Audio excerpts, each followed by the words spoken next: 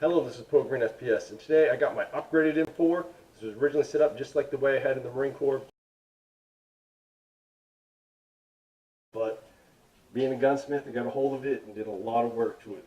Start on the rear, we got a Milspec adjustable buttstock. I just kept that stock. I really like it. I did put a little cheek piece here so it's a little softer, and plus I don't rub my face against the paint.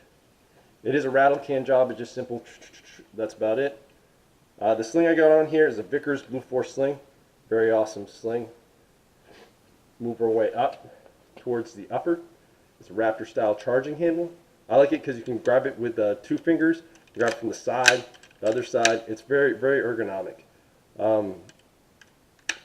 Now the Knight's Armament backup sights, very solid and is windage and elevation adjustable. The upper is using Milspec parts. Nothing really special. Dust cover, forward assist, all Milspec. The upper itself, Milspec.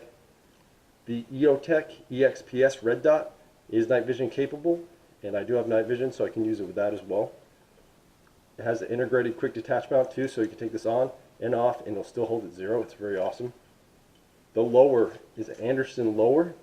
Inside of it, well, actually, let's start with this first. The magazine release, the paddle is all Milspec standard.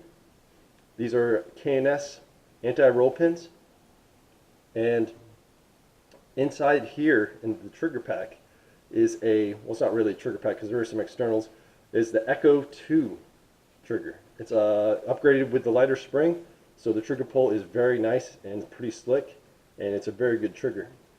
Moving way down here, this is the Hogue pistol grip.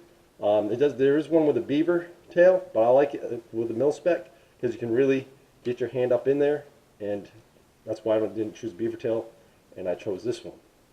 This is the winter trigger guard. Nothing really special about that, just a Milspec winter trigger guard. Working our way up, we get the Knight's Armament quad rail. On top of the quad rail, protecting the Pictiny rails and your fingers from being like a cheese grater, is the Magpul rubber covers. I like these because you can cut these in sections, as I did here with the Vickers sling. I have I can't remember what brand this is. It's like some no-name brand, but it's a Sling Adapter for the Pictiny rails. Very minimal, made of aluminum. On top here, I'm only using the top quad rail. All the other rails are totally free. So I got the Steiner Dbal up here, and I got the SureFire pad here. This SureFire pad is for the light, as well as the laser, for biz and non-biz.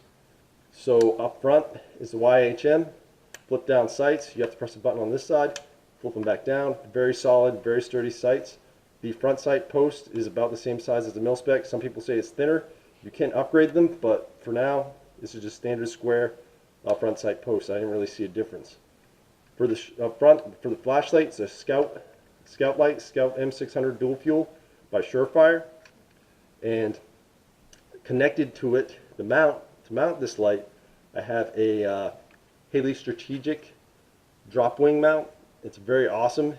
It's just put right in there where those circles are, and you just tighten it up, and it doesn't use any rail space. Puts the flashlight forward, but not so forward where it's going to get muzzle blast from the Flashhider.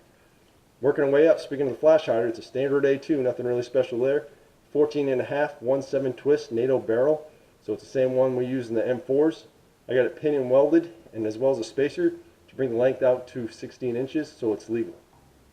Now that pretty much concludes my M4 upgrades. So thank you guys for watching. This is my M4, so you guys get a full picture of it. This M4 is awesome. Thank you guys for watching. Have a nice day and stay safe.